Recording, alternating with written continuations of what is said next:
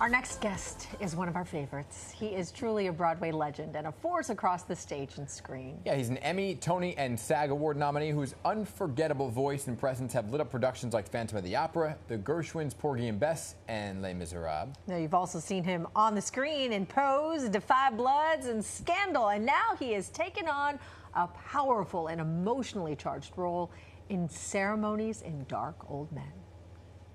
I'll turn it into whatever I want to. Not while I'm still here. The lease on this house has my signature, not yours. I'm not going to let you do this. You have no choice, Adele.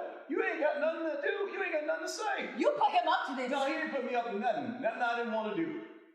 Now, these two boys have made it up in their minds that they don't want to work for nobody else but themselves. And the thought in my mind is, why should they?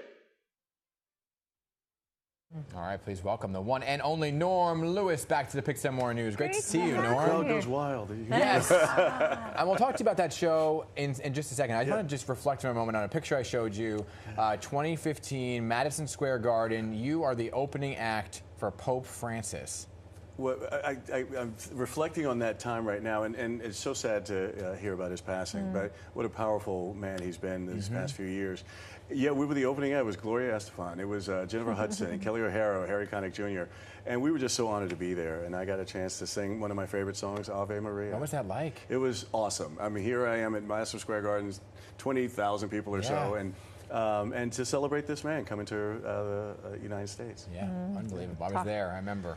Yeah, talk about amazing memories and an amazing performance. And now you're taking on quite a huge role. Yeah. Right? Yeah, this show has so much history. When I was first offered the show, I didn't know the history, unfortunately.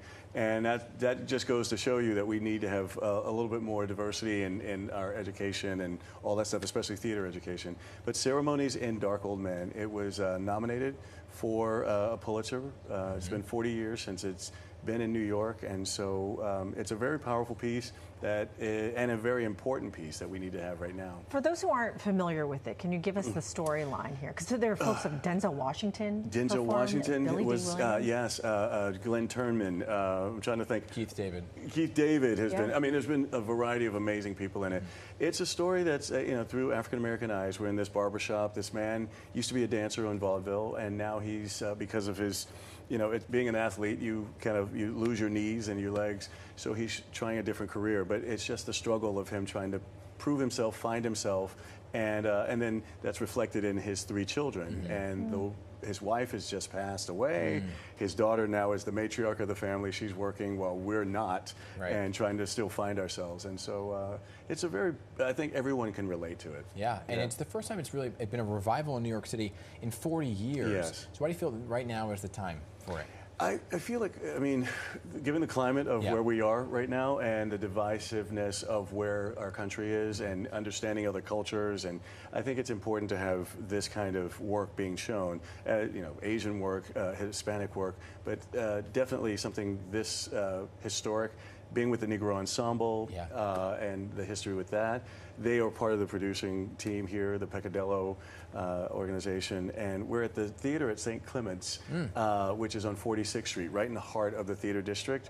So it's one of the oldest off-Broadway theaters, and I think that's another thing that's a great element. So it's people who have come to see the show have some people who knew about it, some people who didn't, have been very excited about this production. Yeah, I mean, following in the footsteps of so many greats, how do you make it your own, though?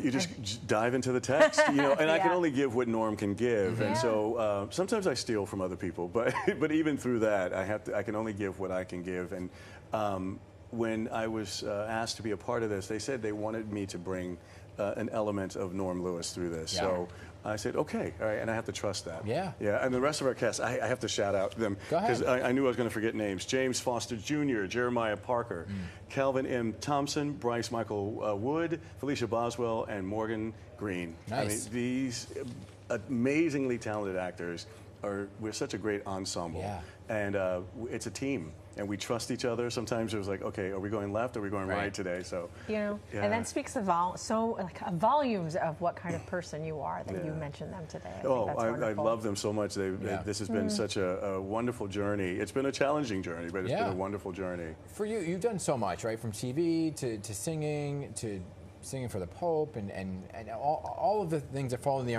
under the umbrella of entertainment you've done.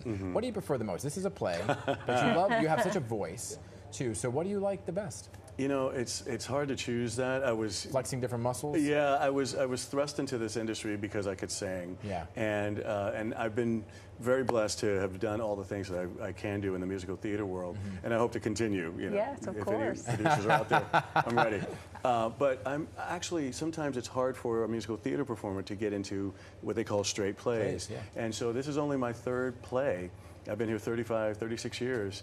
And I did Chicken and Biscuits on Broadway. I did a Soldier's Play on the national tour, and I'm just excited to be a part of this amazing piece. My most of my non-musical things have been on television, and so I hope to get to do that more. I love everything. I love working. Yeah. What was your first Broadway My show? first Broadway is The Who's Tommy.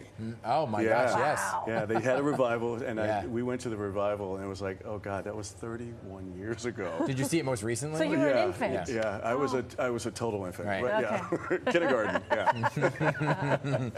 We're going to throw some rapid fire questions Sure. at you. We just did the first Broadway show. Dream duet partner. Dream duet. Well, all right. That's tough, right? Obviously, Audra McDonald. Obviously, you already did that. And LaChance and Sierra Boggess. I've worked with her twice. She was my Little Mermaid and my Christine in Phantom. But anyone you haven't worked with that you want to work with? Oh, God, there's so many. Yeah, because you and Audra did Wheels of a... Well, we have done it in concert. Yeah, she and Brian Stokes Mitchell did the Ragtime on Broadway. But you did it in concert. I did it in concert, with Patina Miller. Shout out to Patina. Right. Gosh, there's so many amazing people well, I want to we won't work put with. so much pressure. What was the role that scared you the most? Scared me the most? I would say Phantom, even though I wanted it. I wanted it so badly, yes. but it scared the hell out of me.